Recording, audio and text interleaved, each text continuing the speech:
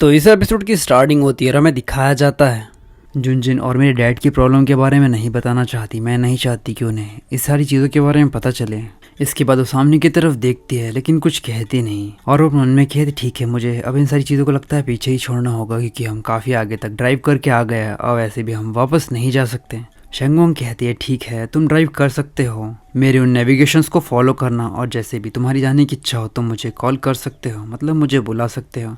और ये कहते हो सोने के लिए चली जाती है।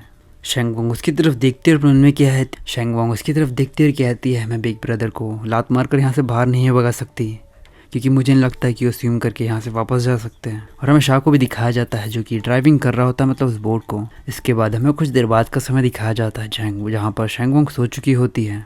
इसके बाद हमें जुनजुन को दिखाया जाता है जो कि अपने ऑफिस में होता है। तभी उसके पास कोई आता और कहता है मास्टर जिन, और वो उसे फ़ोन दिखाते हुए कहता है कि आपने न्यूज़ को रीड किया है। इसके बाद हमें न्यूज़ को दिखाया जाता है जहाँ पर लिखा होता है ये काफ़ी शॉकिंग है कि लिटिल मरमेड शाह फैमिली के यंग मास्टर के साथ में है। और उसके बाद वहाँ पर शेंगोंग के बारे में कई सारी बातें करने लगते हैं वो सारे लोग। जैसे ही जुनजुन ये सारी चीज़ें देखता है वो उस मोबाइल को ज़मीन पर फेंक देता है और चिल्लाते हुए कहता है इस चीज़ के बारे में पता लगाओ कि इन सारी चीज़ों को लीक किसने किया है। वो बंदा कहता है मास्टर जिन, मुझे नहीं लगता कि फ़ोटो किसी भी चीज़ को एक्सप्लेन करेगी। और इसके अलावा मिस ये के ब्रदर जो है काफ़ी सीरियसली इल है। और इसके अलावा मुझे नहीं लगता है कि ये इस प्रकार का समय होगा जहाँ पर वो किसी और आदमी के बारे में, उनके इस काम के बारे में बात करे। मुझे नहीं लगता है कि आपको इन सारी चीज़ों से मिसलीड होना चाहिए इन फ़ोटोज़ और इन वीडियोज़ से। जुनजुन कहता है फूजा, तुम उतने स्मार्ट नहीं हो जितना तुम खुद को समझते हो। वो बंदा कहता है तो मास्टर आपको लगता है कि ये सारी चीज़ें एक मिसअंडरस्टैंडिंग है और कुछ नहीं। जुनजुन थोड़ा हंसते हुए कहता है ये इम्पॉसिबल है उन लोगों के लिए। वो बंदा कहता है हमें शौक है, उस वेब पोस्ट ने इस चीज़ को कंफर्म किया है तो इसका मतलब ये है कि सारी चीज़ें सही हैं।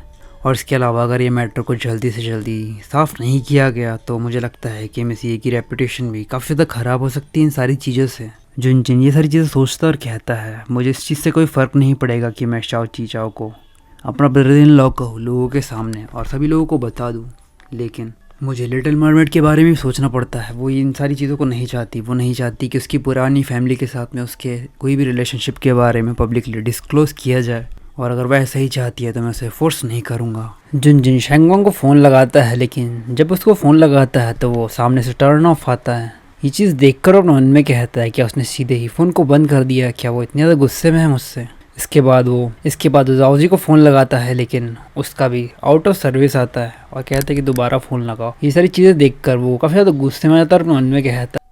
तो ये एपिसोड यहीं तक। अगर आपको एपिसोड पसंद आया तो लाइक और कमेंट करके ज़रूर बताना। और अगर आप चाहते हो कि आप इस प्रकार की और भी सीरीज़ देखो तो आपको सारी सीरीज़ डिस्क्रिप्शन में मिल जाएंगी, आप वहाँ पर जाकर चेकआउट कर सकते हो।